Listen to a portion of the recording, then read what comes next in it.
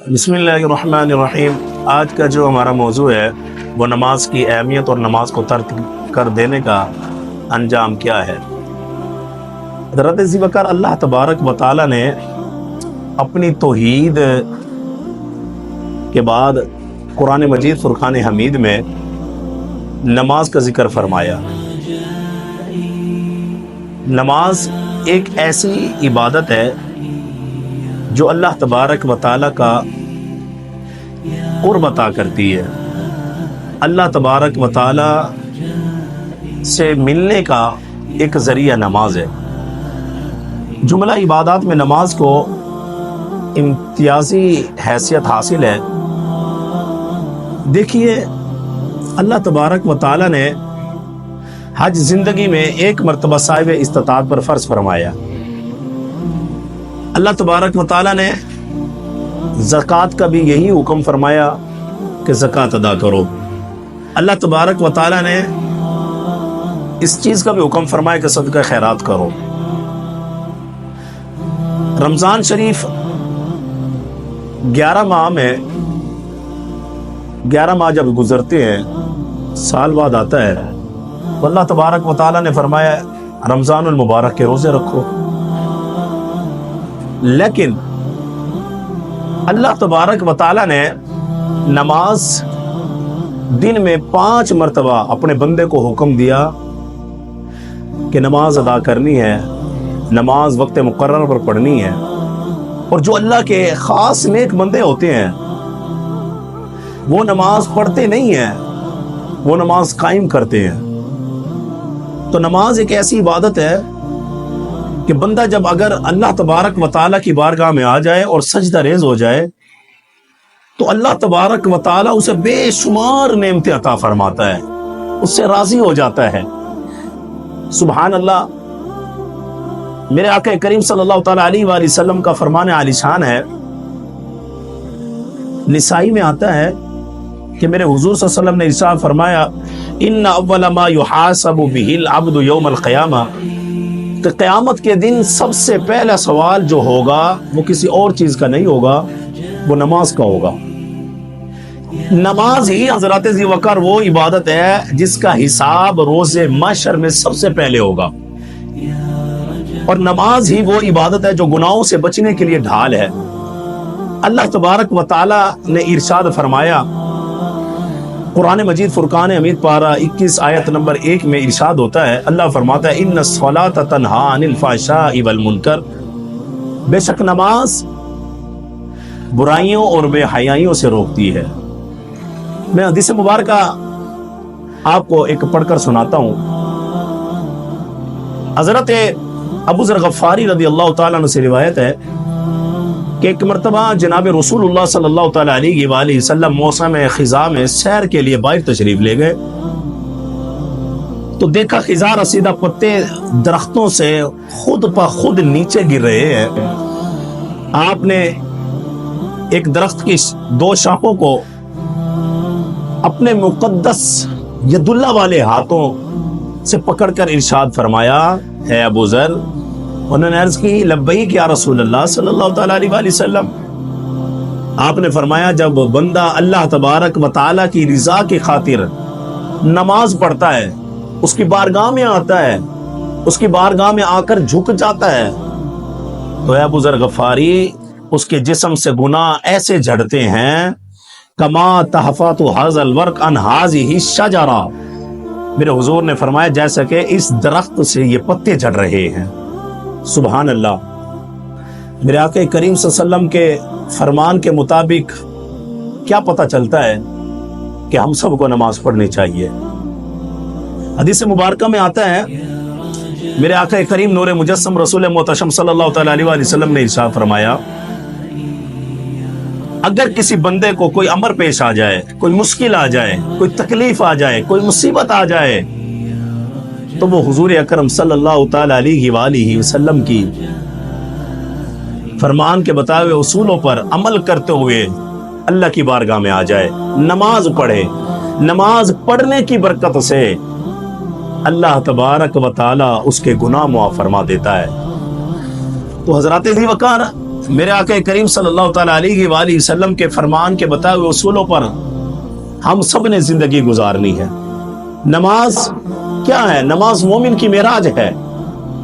اللہ تبارک و تعالیٰ نے اپنے انبیاء کو معراج کرائی، اپنے حضور صلی اللہ تعالیٰ علیہ وآلہ وسلم کو معراج کروائی، لیکن اللہ تبارک و تعالیٰ نے حضور کے امتیوں کو بھی معراج کروائی۔ وہ کیا ہے کہ نماز مومن کی معراج ہے۔ وہ نماز پڑھے گا وہ معراج تک پہنچے گا۔ الصلاۃ عماد الدین، نماز دین کا ستون ہے۔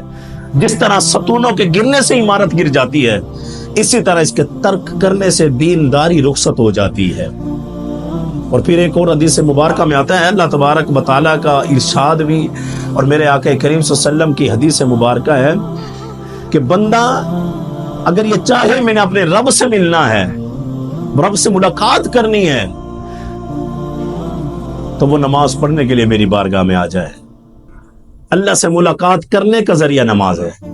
اور میرے حضور صلی اللہ علیہ وسلم نے کیا خوب ارشاد فرمایا کہ نماز پڑھنے سے بندے کو وہ معراج حاصل ہوتی ہے کہ اس کے گمان میں بھی نہیں ہوتا کہ وہ اللہ کے کتنے قریب ہو جاتا ہے، اللہ کے برگزیدہ بندوں میں وہ اس کا مقام بن جاتا ہے، اللہ کے نیک بندوں میں اس کا شمار ہو جاتا ہے۔ اور جب وہ دعا کے لیے ہاتھ اٹھاتا ہے نماز پڑھ کر اللہ کی بارگاہ میں سچے دل سے توبہ تائب ہو کر، تو اللہ تبارک و تعالیٰ اس کی ہر دعاؤں کو قبول فرما لیتا ہے، اس کی نیک دلی جائز تمناؤں کو پورا فرما دیتا ہے۔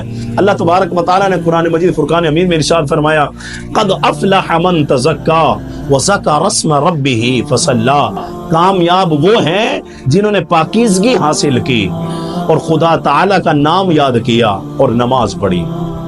تو یہ نماز پڑھنے کی برکتیں ہیں۔ اب جو لوگ جان بوجھ کر نماز چھوڑ دیتے ہیں ان کے لیے کیا ہے؟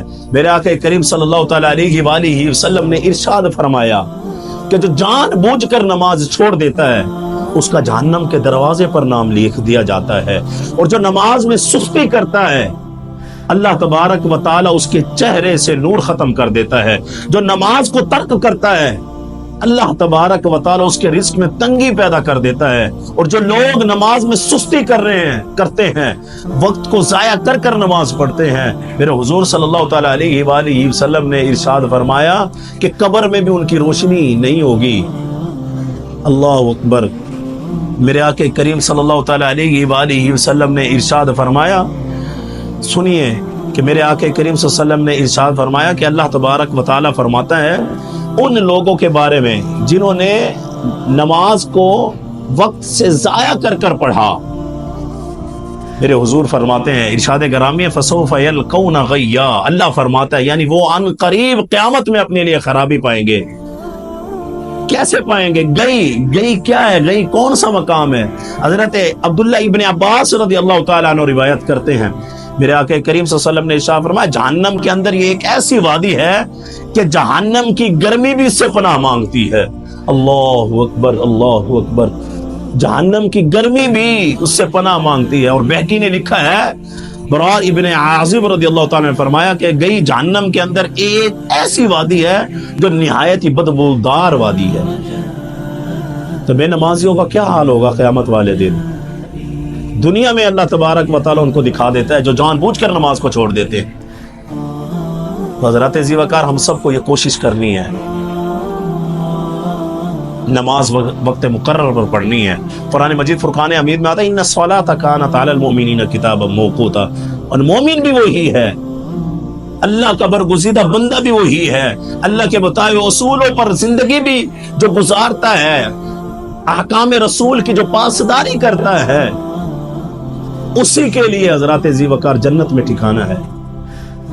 تو کوشش یہ کرنی ہے کہ ہم نے جب نماز کا وقت آ جائے، نماز کا وقت ہو جائے، ہم نے نماز پڑھنی ہے، نماز کو ضائع نہیں کرنا۔ کوئی مشکل آ جائے، میں آپ کو ایک پریکٹیکلی آپ کو ایک بات بتاتا ہوں کہ اگر آپ کو کوئی امر پیش آ جائے، کوئی مشکل آ جائے، آپ نماز پڑھیں۔ حدیث مبارکہ میں آتا ہے کہ جب بندے کے اوپر کوئی مشکل آ جائے، کوئی مصیبت آ جائے، اگر وہ تنگ ہے، وہ پریشان ہے، وہ بیمار ہے، اس کا کہیں سے حل نہیں ہو رہا، میں بتاتا ہوں میرے آقا کریم صلی اللہ علیہ وسلم نے ارشاد فرمایا وہ اللہ تبارک و تعالیٰ کی بارگاہ میں 2 رکعت نماز نفل پڑھے۔ نماز پڑھے، نماز کا اہتمام کرے، اللہ تبارک و تعالی کی بارگاہ میں نماز پڑھ کر دعا کرے، میرا وسیلہ پیش کرے، اللہ تبارک و تعالی اس کی دعاؤں کو کبھی رد نہیں کرے گا، اس کی دعاؤں کو قبول فرما لے گا۔ اللہ تبارک و تعالی اپنے بندوں میں مستجابات بندوں میں لکھ دے گا۔ حضرات ذی وقار، جیسا کہ میں نے پہلے کہا ہے کہ حج اللہ تبارک و تعالی نے ایک دفعہ فرما دیا صاحب استطاعت ہے وہ ادا کرے، زکوٰۃ واجب ہے ادا کرے، لیکن دن میں 5 مرتبہ حکم آتا ہے، 5 مرتبہ اللہ تبارک و تعالی کا بلاوا آتا ہے، حی علی الصلاۃ، حی علی الصلاۃ، حی علی الفلاح، حی علی الفلاح، لوگوں آ جاؤ نماز کی طرف، لوگوں آ جاؤ کامیابی کی طرف۔ لیکن آج ہمیں پرواہ نہیں، ہم کاروبار میں مشغول ہو گئے، ہم دنیا کی لذتوں میں مصروف ہو گئے، ہم اپنے کاروبار میں تمدن میں ایسے لگ گئے، ہم اپنے کاموں میں ایسے لگے، ہمیں اللہ تبارک و تعالیٰ کے بلاوے کی پرواہ نہ رہی۔ تو حضرات ذی وقار، جنہوں نے اللہ تبارک و تعالیٰ کے بتائے اصولوں پر زندگی گزارنی، کامیاب وہی لوگ ہیں، اور جنہوں نے اللہ تبارک و تعالیٰ کے بتائے اصولوں پر زندگی نہ گزاری، یقین کریں وہ دنیا میں بھی تنگ ہیں، قبر میں بھی تنگ ہیں، حشر میں بھی ان کا برا حال ہوگا۔ تو کوشش یہ کریں، آج سے یہ عہد کر لیں کہ ہم نے نماز نہیں چھوڑنی۔ بے برکتی کس وجہ سے ہوتی ہے؟ نماز نہ پڑھنے سے۔ بیماریاں کیوں آتی ہیں آج؟ نماز نہ پڑھنے سے۔ تو کوشش کریں، نماز پڑھیں۔ اللہ ہم سب کو 5 گانا